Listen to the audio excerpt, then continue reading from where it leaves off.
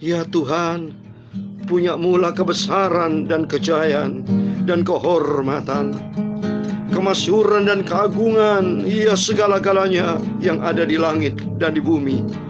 Ya Tuhan, punya mula kerajaan, dan Kau yang tertinggi itu melebihi segala-galanya sebagai kepala, sebab kekayaan dan kemuliaan berasal daripadamu, dan Kaulah yang berkuasa atas segala-galanya. Dalam tangan-Mu lah kekuatan dan kejayaan. Dalam tangan-Mu lah kuasa membesarkan dan mengukuhkan segala-galanya. Sekarang ya Tuhan Yesus Bapa kami bersyukur dan terima kasih kepada Engkau. Kami memuji nama-Mu yang agung, kudus, mulia, sempurna Engkau. Terima kasih ya Bapa. Roh Kudus akan tuntun hidup kami, supaya kami berjalan di dalam kebenaran Bapa. Berhembuslah Roh Kudus. Roh Kudus turun. Roh Kudus turun. Roh Kudus menguasai hidup kami. Terima kasih Tuhan Yesus. Amin. Haleluya. Berhembuslah Roh Kudus di tempat ini. Haleluya. Berhembuslah Roh Kudus dengan kuasa-Mu. Pulihkanlah gereja-Mu di saat ini Tuhan Yesus. Berhembuslah, amin, haleluya. Berhembuslah, amin, haleluya. Sekarang, amin, haleluya. Urapilah kami dengan minyak baru, penuhilah kami dengan hadirat-Mu.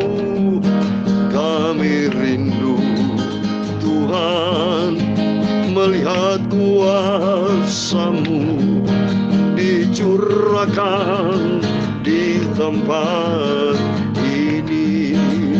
Amin, haleluya. Berhembuslah Roh Kudus di dalam hidupku. Tercurahlah Roh Kudus dengan kuasa-Mu. Pulihkanlah Bapa gereja-Mu Bapa di akhir zaman ini. Berhembuslah, curahkanlah, amin, Roh Kudus, amin, haleluya. Urapilah kami dengan urapan Roh Kudus. Penuhilah kami dan kuasa hadirat-Mu. Kami rindu Tuhan melihat kuasa-Mu dicurahkanlah dalam hidupku ini. Amin. Berhembuslah Roh Kudus di dalam hidupku. Berhembuslah Roh Kudus, kuasailah hidupku. Curahkanlah Roh Kudus berkuasa dalam hidupku. Curahkanlah, amin, haleluya. Curahkanlah Bapa, amin, Roh Kudus, amin, haleluya. Dalam Yoel pasal 2 ayat 28 29 demikian firman Tuhan. Kemudian daripada itu akan terjadi bahwa Aku akan mencurahkan Roh-Ku ke atas semua manusia. Maka anakmu laki-laki dan perempuan akan bernubuat. Orang-orangmu tua akan mendapat mimpi. Terunamu akan mendapat penglihatan. Juga ke atas hamba-hambamu laki-laki dan perempuan akan kucurahkan Roh-Ku pada hari itu. Amin. Roh Kudus akan tercurah dalam nama Yesus. Haleluya. Berhembuslah Roh Kudus di tempat ini.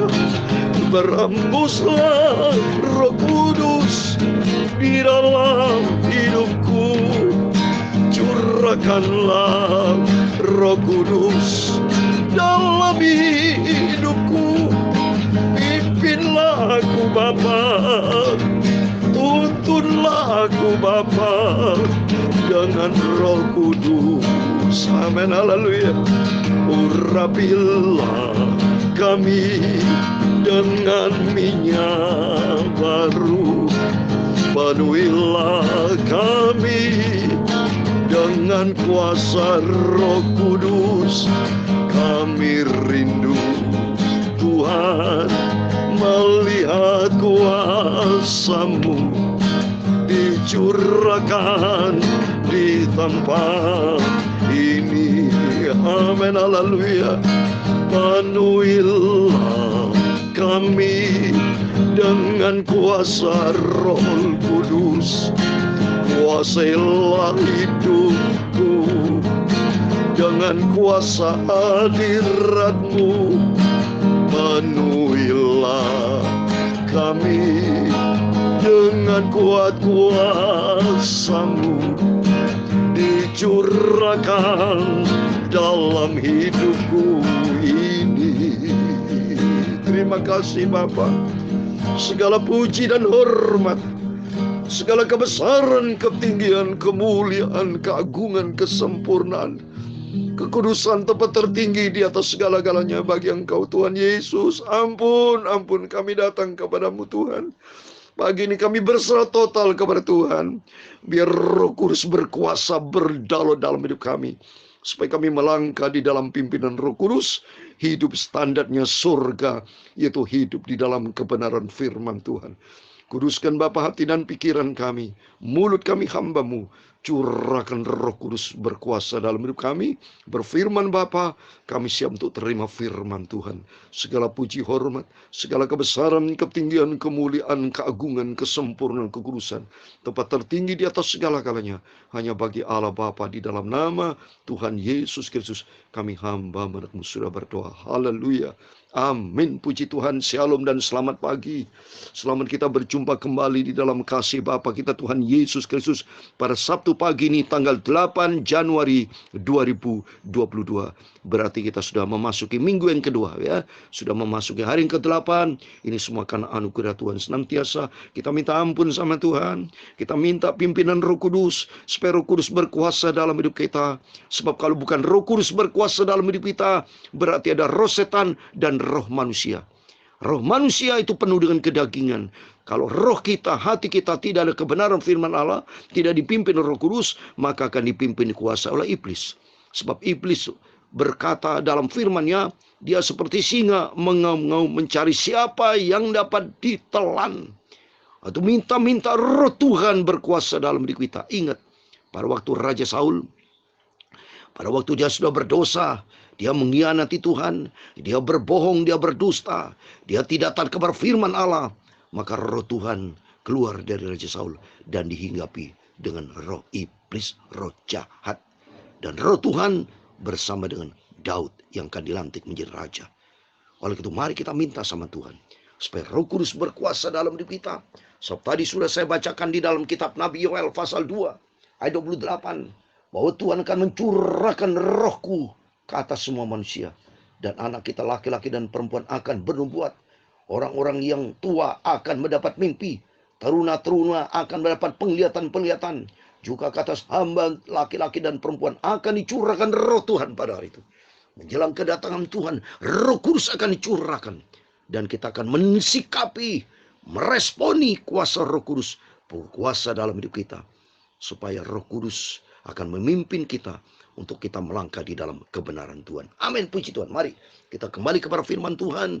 Kita mau baca kitab Samuel pasal 10 ayat 1 sampai 16. Demikian firman Tuhan, kitab Nabi Samuel pasal 10 ayat 1 sampai 16. Demikian firman Tuhan. Lalu Samuel mengambil buli-buli berisi minyak, dituangnyalah ke atas kepala Saul, diciumnyalah dia sambil berkata, bukankah Tuhan telah mengurapi engkau menjadi raja atas umatnya Israel?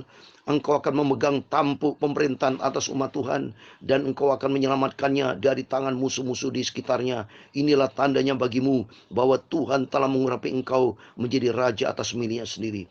Apabila engkau pada hari ini pergi meninggalkan aku, maka engkau akan bertemu dengan 2 orang laki-laki di dekat kubur Rahel di daerah Benyamin, di Selsa. Mereka akan berkata kepadamu, keledai-keledai yang engkau cari itu telah ditemukan. Dan ayahmu tidak memikirkan keledai-keledai itu lagi, tetapi ia khawatir mengenai kamu. Katanya, apakah yang akan kuperbuat untuk anakku itu? Dari sana engkau akan berjalan terus lagi dan sampai ke pohon terbantin Tabor. Maka di sana engkau akan ditemui oleh 3 orang laki-laki yang naik menghadap Allah di Betel. Seorang membawa 3 ekor anak kambing, seorang membawa 3 ketul roti, dan yang lain lagi sebuyung anggur. Mereka akan memberi salam kepadamu dan memberikan kepadamu 2 ketul roti yang akan kau terima dari mereka. Sesudah itu engkau akan sampai ke Gibeah Allah, tempat kedudukan pasukan orang Filistin. Dan apabila engkau masuk kota, engkau akan berjumpa di sana dengan serombongan nabi yang turun dari bukit pengorbanan dengan gambus, rebana, suling, dan kecapi di depan mereka. Mereka sendiri akan kepenuhan seperti nabi. Maka roh Tuhan akan berkuasa atasmu. Engkau akan kepenuhan bersama-sama dengan mereka dan berubah menjadi manusia lain. Apabila tanda-tanda itu terjadi kepadamu, lakukan apa saja yang didapat oleh tanganmu, sebab Allah menyertai engkau. Engkau harus pergi ke Gilgal, mendahului aku, dan camkanlah, aku akan datang kepadamu untuk mempersembahkan korban bakaran dan korban keselamatan. Engkau harus menunggu 7 hari lamanya sampai ku datang kepadamu dan memberitahukan kepadamu apa yang harus kau lakukan. Sedang ia berpaling untuk pergi meninggalkan Samuel, maka Allah mengubah hatinya menjadi lain, dan segala tanda-tanda yang tersebut itu terjadi pada hari itu juga. Ketika mereka sampai di Gibeah dari sana, maka bertemulah ia dengan serombongan nabi. Roh Allah berkuasa atasnya, dan Saul turut kepenuhan seperti nabi di tengah-tengah mereka. Dan semua orang yang mengenalnya dari dahulu melihat dengan heran bahwa ia bernubuat bersama-sama dengan nama nabi itu. Lalu berkatalah orang banyak yang satu kepada yang lain, apa kegerangan yang terjadi dengan anak Kis itu? Apa Saul juga termasuk golongan nabi? Lalu seorang dari tempat itu menjawab, siapakah bapak mereka? Itulah sebabnya menjadi peribahasa, apa Saul juga termasuk golongan nabi? Setelah habis ia kepenuhan seperti nabi, pulanglah ia. Dan paman Saul berkata kepadanya dan bujangnya, dari mana kamu? Jawabnya, mencari keledai-keledai itu. Tetapi ketika tidak terlihat, maka kami pergi kepada Samuel. Kemudian paman Samuel itu berkata, coba ceritakan kepadaku apa yang dikatakan Samuel kepada kamu. Ayat 16 terakhir, kata Saul kepada pamannya itu, terus saja diberitahukannya kepada kami bahwa keledai-keledai itu telah diketemukan. Tetapi perihal menjadi raja yang telah dikatakan Samuel kepadanya tidak diceritakan kepadanya. Amin, puji Tuhan. Demikian firman Tuhan yang sudah kita baca dan dengar di dalam nama Tuhan Yesus Kristus, firman Allah. Biar kita baca selalu, renungkan firman Tuhan. Kita rajin merenungkan firman Tuhan, kita rajin baca firman Tuhan, dan kita simpan di dalam hati kita, sehingga kita menjadi anak Tuhan yang cinta Tuhan Yesus. Kita mau setia kepada Tuhan Yesus, dan kita mau taat menjadi pelaku firman Tuhan. Amin. Diberkatilah Bapak Ibu Saudara semua. Coba dengan adanya Bapak Ibu rajin baca Alkitab, supaya kita bisa mengerti, ternyata Saul sejarahnya dari suku Benyamin, anak Kis itu, ia akan dilantik Tuhan menjadi seorang raja. Ternyata Nabi Samuel diperintah Tuhan mengambil buli-buli berisi minyak di ayat 1 dan dituangkan di atas kepala Saul dan diangkat, diurapi untuk menjadi raja bangsa Israel. Jadi raja pertama ini, Raja Saul, Bapak Ibu ya, diangkat sama Tuhan. Kalau sebelumnya kan kekosongan raja, ya, hakim-hakim memimpin. Tapi saat ini Raja Saul diangkat sama Tuhan, diurapi Tuhan. Berarti Tuhan itu baik. Demikian juga dengan kehidupan kita. Kehidupan kita ini sangat dicinta sama Tuhan. Kita dipilih sama Tuhan. Kita ditetapkan sama Tuhan menjadi hamba-hamba Tuhan. Kalau menurut firman Tuhan dalam Yeremia pasal 1, kita juga diciptakan Tuhan sebagai nabi-nabi. Coba Yeremia pasal 1 ayat yang kelima, demikian firman Tuhan. Kitab Nabi Yeremia pasal 1 ayat 5. Sebelum aku membentuk engkau dalam rahim ibumu, aku telah mengenal engkau, Dan sebelum engkau keluar dari kandungan, aku telah menguduskan engkau. Aku telah menetapkan engkau menjadi nabi bagi bangsa-bangsa. Artinya, kita diciptakan Tuhan supaya hidup kita menjadi berkat, punya dampak kepada dunia. Seperti Raja Saul. Raja Saul karena kekosongan kepemimpinan, kekosongan pemimpin di bangsa Israel, sehingga bangsa Israel bergerak maju sana sini karepe dewi sesuai dengan kehendaknya, sehingga banyak menyimpang jauh dari Tuhan. Maka ditentukan oleh Tuhan, Saul diangkat menjadi raja. Dan ternyata sebelum menjadi raja, Saul diurapi dengan roh Tuhan. Kalau kita lihat di sini, dia yang ke-10. Ketika mereka sampai di Gibea dari sana, maka bertemulah ia dengan serombongan nabi. Roh Allah berkuasa atasnya, dan Saul turut kepenuhan seperti nabi di tengah-tengah mereka. Coba, ini Raja Saul diangkat, tetapi belum memimpin, tapi dipenuhi oleh roh Tuhan berkuasa. Demikian dalam kehidupan kita. Pentingnya Roh Kudus berkuasa dalam hidup kita. Sebabnya sudah saya katakan, kalau hidup kita tidak dipimpin roh Tuhan, maka kemungkinan besar roh kedagingan kita kan roh manusia ada daging, akan diganggu terus oleh roh iblis, saudara. Seperti ceritanya Yudas Iskariot. Coba kita lihat di sini. Yudas Iskariot kan tertulis dalam Yohanes pasal, coba kita mau baca ya. Yohanes pasal 13 ayat yang kedua ya. Yohanes 13 ayat yang kedua. Itu Yudas Iskariot dimasukin hatinya oleh roh iblis. Maka pentingnya kita supaya hati ini diisi dengan firman Tuhan. Kalau tidak diisi dengan firman Tuhan, berarti terjadi kekosongan. Seperti bangsa Israel terjadi kekosongan kepemimpinan. Makanya bangsa Israel tidak bisa berjalan di jalan Tuhan, karena berjalan menurut kehendaknya sendiri. Maka Tuhan perintahkan Nabi Samuel untuk mengangkat Saul menjadi raja, supaya tidak terjadi kekosongan, supaya roh Tuhan berkuasa dalam kehidupan Saul. Demikian kehidupan kita. Kalau tidak dipimpin Roh Kudus, iblis kan masuk. Coba saya membaca Yohanes 13 ayat 2, demikian firman Tuhan. Mereka sedang makan bersama, dan iblis telah membisikkan rencana dalam hati Yudas Iskariot. Coba ini. Jadi hati seseorang, kalau hati kita kosong, tidak ada firman Allah, maka roh iblis akan merasuk setiap kita. Maka pentingnya Bapak Ibu, pagi malam, hati kita kosong, diisi dengan firman Tuhan. Maka Tuhan berkata dalam Matius pasal 4 ayat 4, manusia bukan hidup karena makanan roti jasmani, karena rohani ini harus diisi dengan firman Tuhan. Supaya hati ini kalau diisi dengan firman Tuhan, maka tidak ada celah bagi iblis. Supaya kita diisi dengan firman Tuhan, kita merenungkan firman Tuhan siang dan malam, dan Roh Kudus akan menentukan tiap langkah hidup kita, sehingga kita tidak berdosa kepada Tuhan. Maka Tuhan berkata dalam Mazmur 119 ayat 11, biar janjimu Tuhan ku simpan dalam hatiku, supaya ku tidak berdosa. Itu jelas. Kalau hati kita tidak diisi firman Tuhan, tidak ada Roh Kudus berkuasa dalam hidup kita, pasti kita dikuasai daging. Dan kalau dikuasai daging, pasti kita jatuh di dalam dosa. Karena ikuti egois kita, ikuti kemauan hidup kita, tidak setara dengan Tuhan, tidak sejajar dengan Tuhan, bertentangan terus dengan Tuhan, akhirnya ujung-ujungnya membawa maut, api neraka kekal. Waktu mari melalui firman-firman yang selalu kita dengar, biarpun hanya bentuk sederhana, tapi kita rutin baca firman Allah, sehingga kita dapat mengerti. Raja Saul dipenuhi Roh Kudus. Demikian tujuan dalam hidup kita, supaya kita selalu dipenuhi Roh Kudus. Roh Kudus berkuasa dalam hidup kita. Kalau tidak berkuasa dalam hidup kita, dalam Roma pasal 10 ayat 9, kita bukan milik Kristus, tapi sesuai dengan firman Tuhan. Mari, saya mau kasih ayat terakhir, Galatia pasal 5, supaya ini, karena ini berkaitan dengan pimpin Roh Kudus. Raja Saul dipenuhi Roh Kudus, maka kehidupan kita harus dipimpin Roh Kudus, karena di perjanjian baru juga bicara tentang Roh Kudus. Dalam Galatia pasal 5 ayat 16, demikian firman Tuhan, maksudku ialah hiduplah oleh roh, maka kamu tidak akan menurutkan keinginan daging. Coba ini, Roh Kudus akan berkuasa dalam hidup kita, berhembus Roh Kudus dalam kehidupan kita, supaya kita tidak melangkah menurut daging, nafsu, kejahatan manusia yang ujung-ujungnya membawa kepada kematian. Tapi Roh Kudus kan menuntun kita untuk membawa kita kepada kehidupan kekal, surga buat selama-lamanya. Amin. Tuhan memberkati kita semua.